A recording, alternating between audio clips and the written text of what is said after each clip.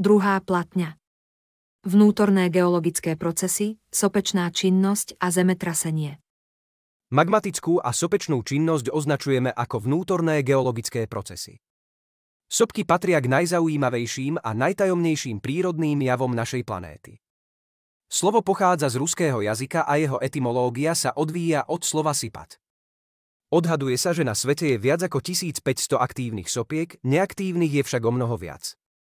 Za aktívne sopky sa považujú iba tie, ktoré vybuchli za posledných 10 000 rokov.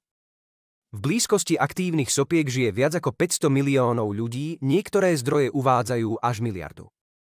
Život v blízkosti sopky je poznamenaný strachom, pretože činná sopka môže vybuchnúť bez varovania.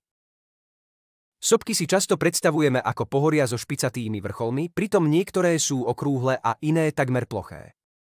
Väčšina sopiek je na miestach, kde sa stretávajú dve litosférické dosky. Sopky sa nachádzajú na zemskom povrchu, ale aj pod hladinou mora, tie však nie sú dobre prebádané. Pre existenciu sopiek je nevyhnutné vnútorné teplo Zeme, látky vo veľkých hĺbkach sú jeho vplyvom v roztavenom stave. Väčšina sopiek má tvar hory v tvare kužeľa s prevýšením a s kráterom umiestneným na povrchu. Základnú štruktúru sopky tvorí magmatický krb, ktorý leží v zemskej kôre a zhromažďuje sa v ňom roztavená hornina magma. Ďalšou časťou je sopečný komín, tzv. Sopúch, ktorý slúži ako prívodný kanál, vedúci magmu z krbu do ďalšej časti sopky, krátera, kde sa následne dostáva von. Ak sa plyny v magme nahromadia, dochádza k výbuchu. Keď magma vystúpi na povrch, označuje sa ako láva. Láva je žeravá a môže dosahovať aj 1100 stupňov Celzia, čo stačí na roztavenie ocele. Jej rozpálené prúdy vytekajú z krátera a stekajú po svahoch sopky ako ohnivé rieky. Po kontakte s kyslíkom chladne a tuhne. Pri rýchlom stuhnutí lávy vznikajú výlevné vyvreté horniny, napríklad čadič. Ak magma nedosiahne zemský povrch, vznikajú hlbinné vyvreté horniny, napríklad žula. Tvar kráteru je približne kruhový. Ak dôjde pri erupcii k prepadnutiu stien krátera, tento útvar nazývame kaldera. Niekedy sa vyskytujú aj parazitické krátery, a to najmä, keď je sopka vysoká a dokáže si nájsť cestu na povrch aj inými spôsobmi ako cez hlavný kráter. Okrem chalenia lávy sú nebezpečné aj ďalšie produkty sopky, ako je plyn a popol. Pri výbuchu sa dostávajú do ovzdušia a môžu spôsobovať problémy s kyslými dažďami či narúšať leteckú dopravu. Výbuch sopky nemusí mať vždy katastrofálne následky a byť spojený so zemetraseniami, niektoré výbuchy sú charakteristické pomalým a relatívne pokojným vytečením lávy. Sopky by sme mohli prirovnať k tlakovému hrncu, ktorý potrebuje vypustiť paru, keď sa v ňom nahromadí tlak. V súčasnosti vedci nedokážu presne predpovedať, kedy niektorá sopka vybuchne, ale snažia sa získať indície o možnej erupcii. Pozorujú seizmickú aktivitu, zvýšenú emisiu plynov i deformáciu povrchu. Keď sa sopka prebúdza k životu, nastávajú záchvevy pôdy.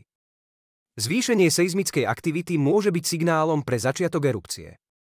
Krátkodobé otrasy sú podobné zemetraseniam na zlomoch, súvisia s poruchami v horninách a signalizujú, že magma sa blíži k povrchu. Keď magma stúpa, klesá v nej tlak a zvyšujú sa emisie oxidu siričitého ako jedného z hlavných sopečných plynov. Tento proces by sme mohli prirovnať k otvoreniu sódovkovej fľaše. Deformácie sopiek sú ťažšie pozorovateľné, ale dodnes sa využívajú ako jeden z faktorov pre možnosť sopečnej erupcie.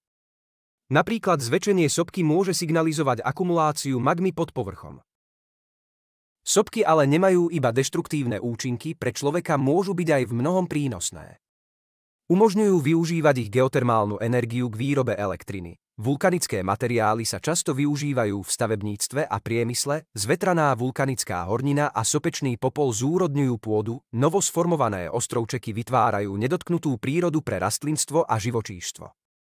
K vzniku sopečných ostrovov prichádza pri výbuchu sopky pod hladinou oceánu. Takto vznikli napríklad Havajské ostrovy či Galapágy. Srdce Európy je skutočne štedro posiate sopkami, väčšina z nich je však vyhorená či spiaca. Mnohé sa nachádzajú v Stredozemí a na Islande. K najväčším a najaktívnejším sopkám v Európe patrí talianska Etna, ktorá je aj častým turistickým cieľom. Ročne vybuchne aj 200-krát. Povesťami opradený Vezú, ktorý zničil Pompeje, sa nachádza východne od Neapola a považuje sa za jedinú činnú sopku na európskom kontinente a je aj označovaný ako jedna z najnebezpečnejších aktívnych sopiek sveta. Stromboli je ostrov sopečného pôvodu, kde je vulkán dokonca najaktívnejší na Zemi. Je súčasťou Liparských ostrovov vulkanického pôvodu severne od ostrova Sicília. Aj Island je čo do počtu sopečnej činnosti jedným z najaktívnejších miest na svete, známa je sopka Hekla, ale aj niekoľko ďalších, pri vyslovení ktorých si môže človek polámať jazyk. Aj na našom území bola v minulosti veľmi intenzívna sopečná činnosť, ktorou vznikli pohoria ako Vtáčnik, Vyhorlat, Poľana či Štiavnické vrchy. Veda, ktorá sa zaoberá vznikom a stavbou vulkánov, javmi pri sopečnej erupcii a v neposlednom rade aj zložením a vlastnosťami vulkanických produktov sa nazýva vulkanológia.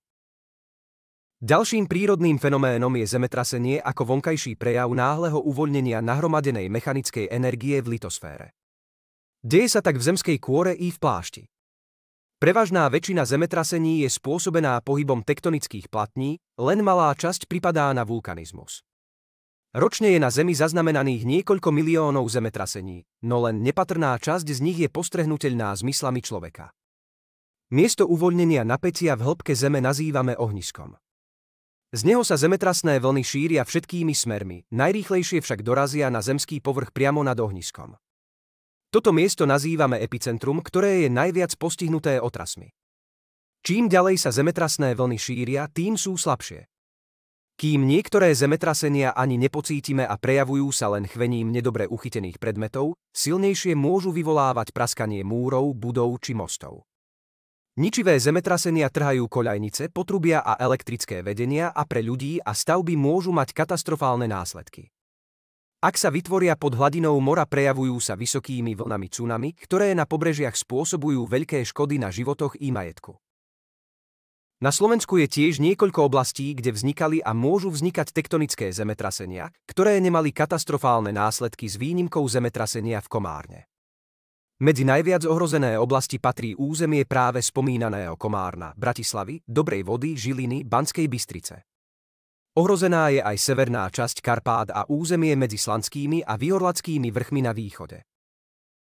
Zemetrasenia sa zaznamenávajú seizmometrami v seizmologických staniciach a k posudzovaniu ich sily sa používajú rôzne spôsoby. V Európe sa využíva stupnica, ktorá má 12 stupňov podľa pozorovaných účinkov a škôd. Častokrát sa uvádza sila zemetrasenia podľa Richterovej stupnice, to ale nie je správne. Vyjadrenie sily sa uvádza ako lokálne magnitúdo a podľa geológov je to skôr škála ako stupnica.